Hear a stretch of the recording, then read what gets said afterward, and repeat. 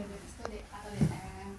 Jadi di sini saya mau edukasi Ibu tentang penyakit yang Ibu punya gitu. Kira-kira 15 menit sih Bu cukup untuk ini. Ibu bersedia? Bapak juga bersedia? Ya kayak. Jadi saya mau jelasin edukasi tentang penyakit ini. Gitu. Iya. Ada jawabannya nggak? Jawabannya nggak ngerti ya masalah kita tuh. Maksudnya ada pertanyaan apa enggak? Gitu. Pertanyaan ke Ibu Bapak? Nggak ada. Maksudnya enggak. Jadi saya jelasin doang. Ya silakan aja. Oke, kita mulai ya. Yang pertama, pasti Bapak sama Ibu udah tahu ya Pak, diabetes itu kan. Diabetes itu penyakit menahun yang ditandai oleh kadar gula atau glukosa dalam darah yang melebihi nilai normal. Jadi kan kemarin Ibu kan yang terakhir tuh 117 ya, itu kan udah bagus. Ya, tapi katanya nggak akurat ya. Oh yang kemarin? Dia belum ini lagi, makanya kan dirujuk ke sana. Saya dirujuk ke Pasar Bo. Ya, jadi disebabkan oleh kekurangan hormon insulin. Jadi di tubuh kita itu ada hormon insulin yang memecah gula yang kita makan kayak nasi putih kan itu ada gulanya ya. Yang dihasilkan pankreas untuk menurunkan kadar gula darah. Jadi kan ibu kan kakaknya ada diabetes, itu juga termasuk faktor bisa penyakit diabetes.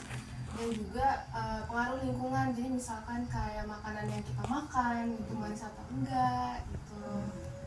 Itu juga berperan dalam memicu terjadinya diabetes tipe 2. Nah, selanjutnya di sini ada pengukurannya Bu. Pengukurannya ada diabetes, prediabetes dan juga yang normal gitu. Jadi setiap ibu mau cek boleh bawa ini. Ya, jadi pengukurannya ada GDS itu gula darah sewaktu, itu yang ibu dicek kayak kita kemarin yang tes IPA itu namanya GDS. Kalau gula darah puasa itu yang ibu puasa dulu terus baru dicek gulanya gitu. Kalau TTGO sama HbA1c ini dari lab, cek di lab gitu. Terus di sini ada diabetes mellitus merupakan penyakit silent killer. Silent killer itu yang bisa tiba-tiba Tinggi.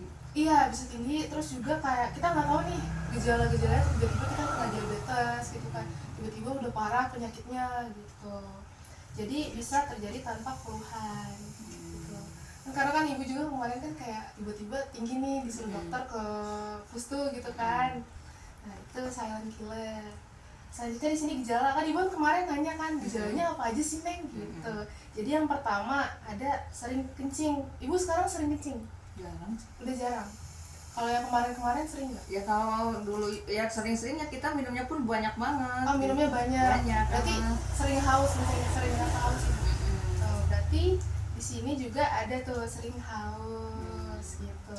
Di sini juga cepat lapar. Jadi ibu pengennya langsung pengen makan. Terus ada gejala tambahan, berat badan yang menurun cepat tanpa penyebab yang jelas. Gitu. Ibu ada penurunan berat badan? Susah. Iya sih Pak, bener ya. Lalu ada luka sulit sembuh. Ibu alhamdulillah nggak ada luka ya. Alhamdulillah. Mudah-mudahan jangan. Iya janganlah ya. Kita harus hati-hati lah. Betul Ibu. Betul. Terus ada mudah mengantuk. Ada juga kesulitan. Kesulitan Ibu. Oh udah ngantuk ibunya. Terus ada kesemutan. Ibu udah ngerasa kesemutan? Ada enggak? Ya jarang-jarang. Jarang-jarang. Iya juga di dalam. Iya, terus ada penglihatan kabur. Juga terakhir cepat lelah. Gitu. Selanjutnya di sini ada faktor risiko yang nggak bisa kita ubah. Yang pertama itu usianya lebih dari 40 tahun. Kan ibu kan udah lebih dari 40 tahun ya. Udah 50. Iya, betul. Lalu ada riwayat keluarga dengan DM kan kayak gitu ada ya. Iya, lalu ada riwayat kehamilan dengan DM. Lalu riwayat melahirkan anak dengan berat badannya lebih dari 4 kilo. Lalu juga ada riwayat lahir dengan bayi berat badannya tuh kurang dari 2,5 kilo. Lalu nih ada faktor yang bisa kita ubah. Pertama, kurang aktivitas fisik. Nah, ibu sering olahraga nggak? Ya sekarang sih udah mulai Udah sih. jalan-jalan di sekitar komplek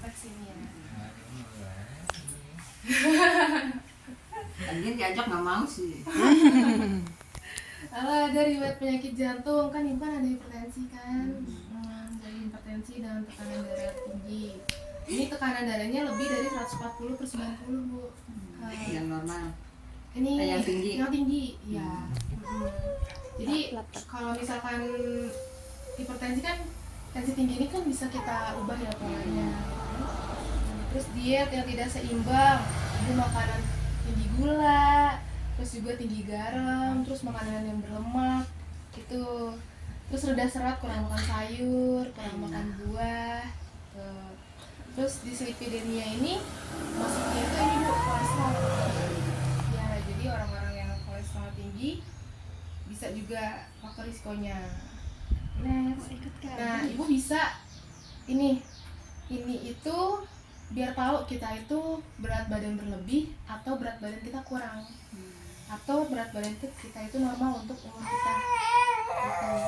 Jadi IMT itu indeks massa tubuh. Jadi kita bisa tahu nih normal. Hitungannya ini bu.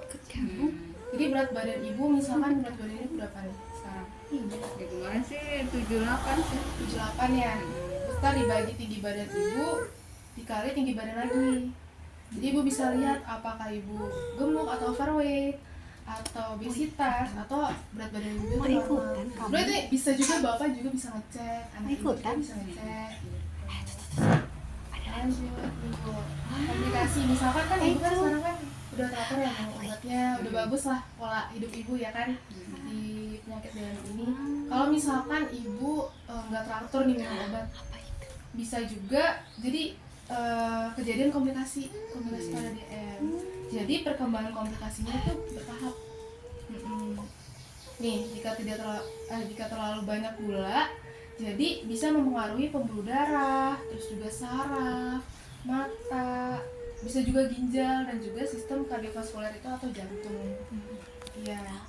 Jadi ibu tuh komplikasinya bisa yang pertama retinopati diabetes ini maksudnya gangguan penglihatan, maksudnya ibu kayak burem. Iya, terus juga penyakit jantung kan ibu kan udah penyakit jantung ya, hipertensi ya. Terus neuropati diabetes ini maksudnya jadi ibu tuh ngerasa kakinya tuh kebas kayak nggak ngerasain apa-apa. Kalau kita kan sekarang nyentuh ini kan kayak ada rasanya kan ya, ini tuh bisa nggak ada rasanya. Jadi kalau tusuk misalkan kayak jarum pentul atau yang tajam-tajam gitu kan, itu juga nggak kerasa sakit gitu. Jadi karena aliran darahnya tuh udah jelek. Terus ada Kenapa nak? kenapa sayang? Mau lihat buku gambar ya?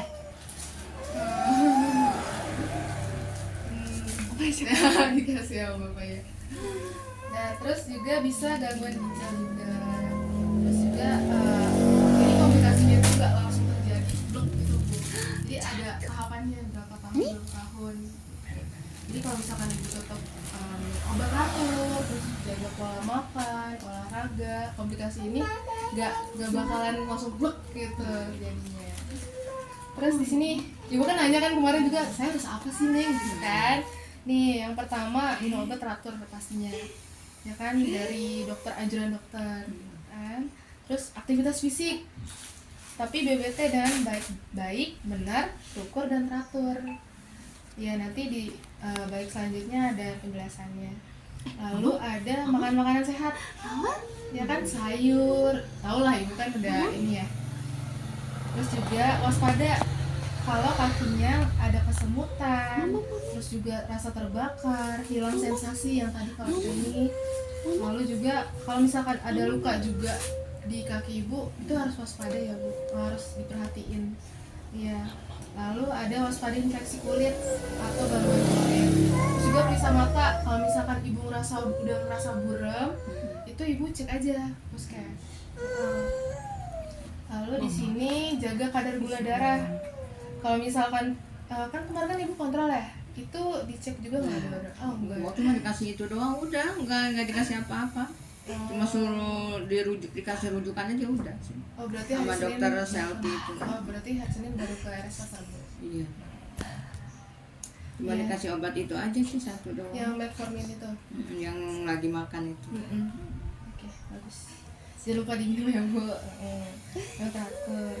Terus bagus ibu kontrol. Jadi kayak kalau misalnya anjuran dokternya sekali sebulan ataupun sekali seminggu kontrol, ibu Enggak sih, kontrol. kalau udah ke pasar bos sih kayaknya sih sebulan sekali. Sebulan sekali. Jangan lupa kontrol ya bu. Iya. Terus mengikuti edukasi atau penyuluhan dan konseling. Kalau misalkan ibu ada posbindu PTM di sini. Terus minggu ada. Ada. Jadi kalau misalkan kan biasanya kayak IVA tes gitu-gitu, ibu ikut aja buat lihat gula darah juga kan, retensi juga lumayan gitu kan. Oke, selanjutnya nih, kan ibu kan harus olahraga, aktivitas fisik. Jadi ada aturannya. Ada prinsip baik dan benar. Apa? Yaitu tidak melakukan Apa, latihan sayang? fisik. Mau sama ibu?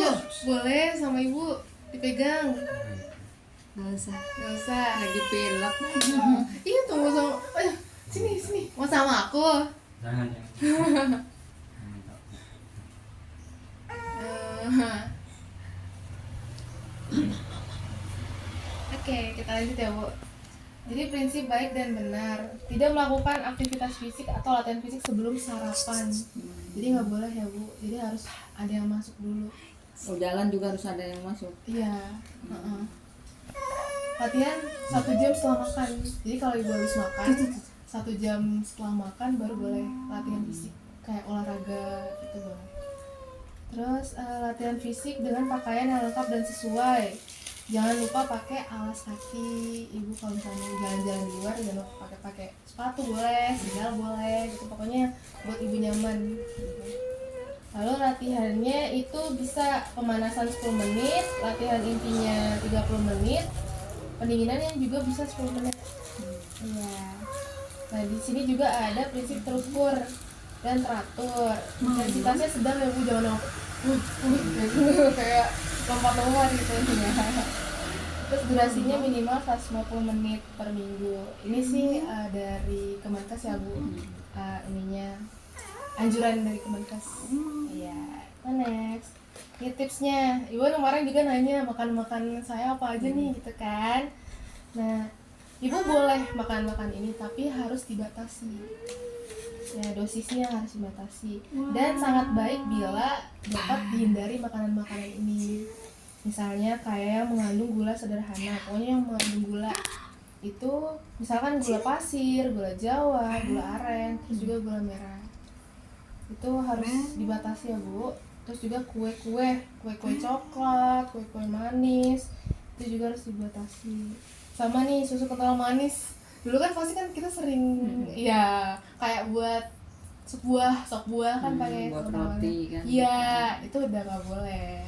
Karena itu emang gulanya tinggi banget Bu. Terus juga sirup, minuman ringan, minuman kemasan juga. Apalagi sebenarnya kan mau ini ya mau puasa. Biasanya kan buka dengan yang manis gitu kan. Itu harus dibatasin ya Bu ya. Lalu ada yang mengandung banyak lemak dan minyak. Ini semua makanan yang diolah digoreng itu udah dibatasin ya Bu.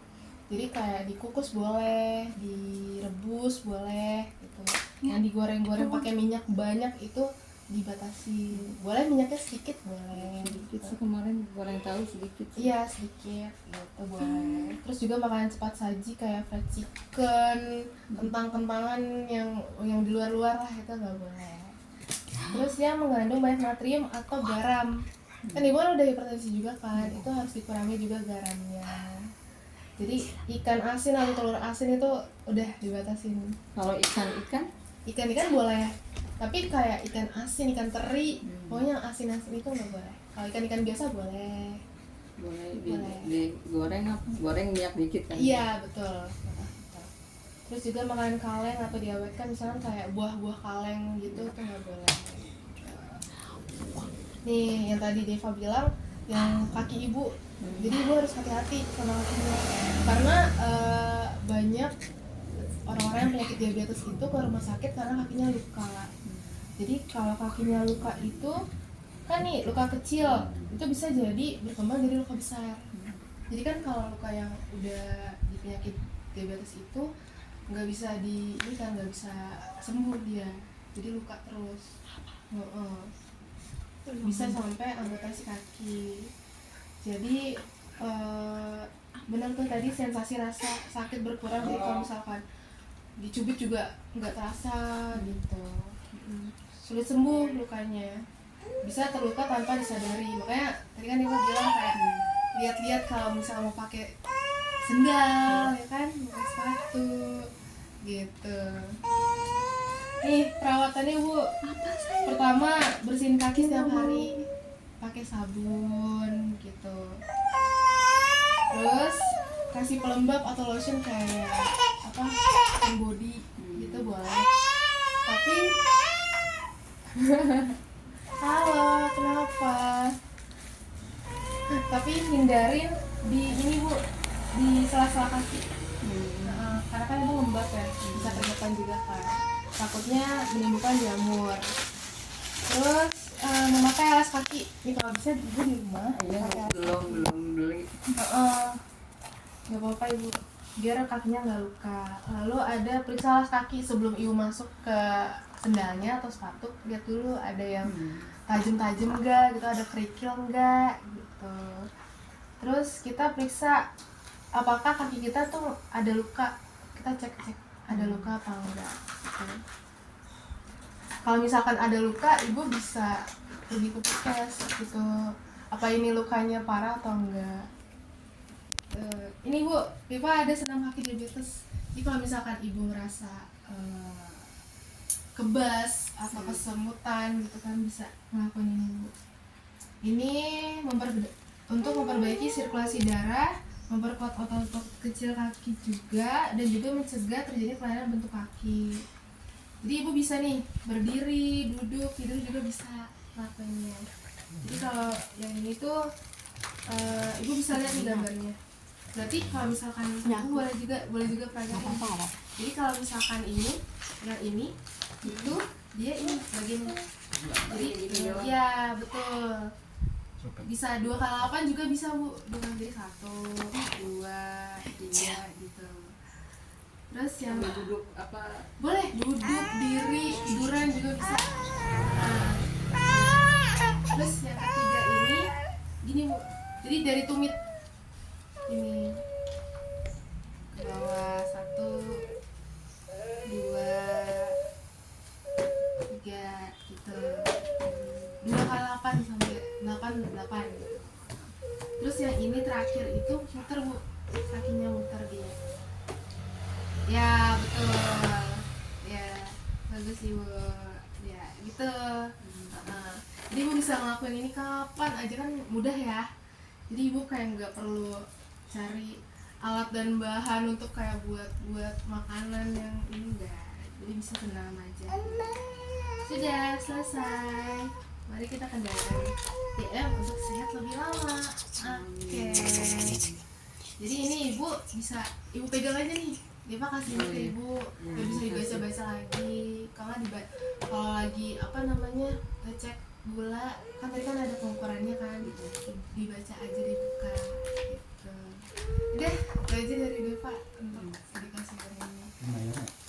Kenapa Pak? Enggak lah, Nggak ada bayar. ini gratis secara percuma gitu. Ibu sama bapak ada yang tanyain nggak? Apa ya, aku mau nanya itu Apa Pak? surat rujukan itu datanya ke bagian apa itu? Surat Daftar lagi rujukannya nggak? daftar lagi. Kalau misalkan ke RS paling sih harus daftar lagi ya, karena biar ke data juga ibunya di RS Pasar Rebo kayak buat kontrol sekali sebulan. Tetap daftar ya? Iya, jadi tetap ke pelayanan umum juga. Penasaran dia Kasih mah tahu itu surat-suratnya. Tetap daftar di umum ya? Iya betul gitu. Aku mau nanya itu aja. Oke, ibu ada yang mau tanyain? Itu aja sih, ya cuman ya itu apa boleh nggak makan ikan apa Ah, gimana Boleh, gitu. boleh. Kalau ada kadang-kadang kasihan juga ya.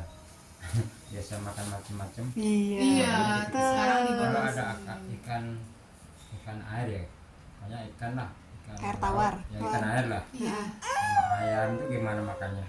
Boleh direbus Pak, boleh dikukus juga boleh.